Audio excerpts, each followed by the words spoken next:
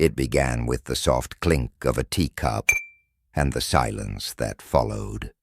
17-year-old Lena Marlowe vanished from her home on a rain-soaked Tuesday in October.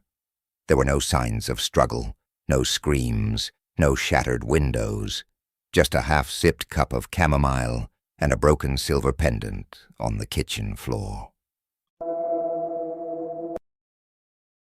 Detective Arthur Wells had seen runaways, kidnappings, and worse. But this absence, felt curated, like a magician's vanishing act. The only anomaly was a single name, etched hastily on the inside cover of Lena's school notebook. Ashford. Victor Ashford. A name that should have been buried. Victor Ashford had been a luminary in criminal psychology, the man who could profile a killer from a heartbeat. Charismatic, cold, brilliant.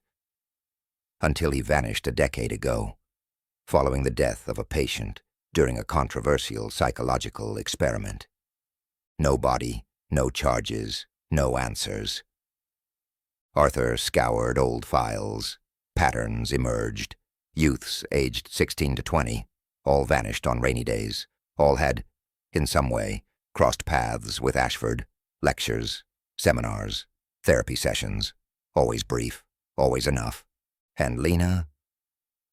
2 months before she vanished, she'd attended a guest lecture at her school.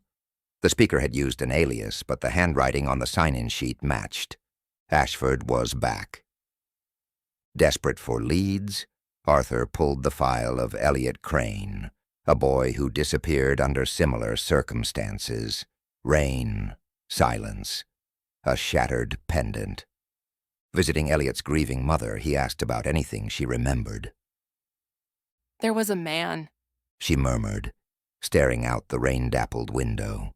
"standing across the street, watching."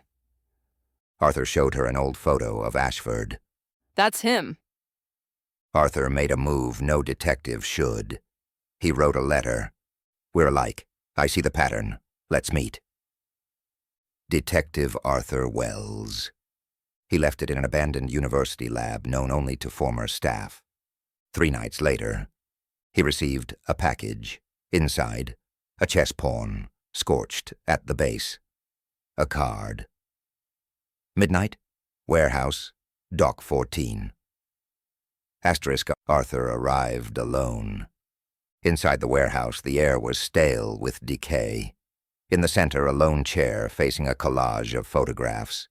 Lena, Elliot, dozens of others. And in the middle, Arthur's own photograph. Victor Ashford stepped from the shadows. Elegant, eyes like obsidian. "We don't solve crimes, Arthur. We interpret them." He held out a flash drive. "This holds the truth, but take it, and you're not a detective anymore. You're my final experiment." Arthur lunged. The lights went out. Arthur awoke, strapped to a chair in a sterile room. Surveillance monitors flickered around him. Parks, schools, bedrooms. Ashford's voice crackled through speakers. "This is not captivity. It's context." One screen showed Lena, alive, in a white room, drawing endless spirals. Not panicked, not broken, focused. "She volunteered," Ashford whispered. "She wanted to see herself." Sirens wailed. An alarm. "I've given you a choice, Arthur. Stop me, or save her. You can only do one." Arthur broke free, navigated the labyrinthine halls of the compound, led by Lena's image through flickering screens, found her room, opened the door. She looked up, calm. "You came." "We need to go." As they escaped, the facility powered down. Ashford was erasing his fingerprints from the world. They emerged into a stormy night. Lena collapsed on the grass, staring at the sky. Beside her lay a note. You didn't stop me. You saved her. What does that make you? Asterisk, Lena wouldn't speak. Not to therapists, not to Arthur. She merely drew spirals on napkins, walls, glass. Arthur returned to the precinct, but whispers followed him. Unanswered questions, no charges, no leads, no evidence. He resigned, but he kept the flash drive. At night, he watched, not just videos, lessons, Ashford's theories, patterns in people, in society, in Arthur himself. He began to hear things in the static, and sometimes they made sense. A month later, a package arrived. No return address. Inside, a photograph. A young woman, familiar. Then he saw it. It was his mother. Decades ago. On the back. Everyone begins somewhere.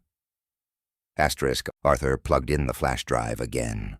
A folder he hadn't noticed before. Subject 0. Inside, surveillance footage of a young boy, his home, his school, his birthday party. It was him. Ashford hadn't just targeted Arthur. He had created him. Arthur no longer sleeps. Curtains closed. A revolver on the table. The flash drive blinking. He studies faces in the streets below like puzzles. Wonders who is being watched. Wonders who watches him. He wonders if he's still a detective or just the final chapter in someone else's case study. A single photo hangs on his wall. Victor Ashford. Below it, scrawled in pen. Fear is a mirror. You saw yourself. Asterisk, sometimes Arthur smiles at it, because in the end, he understands. And in the darkness, the whispering shadows no longer speak. They listen.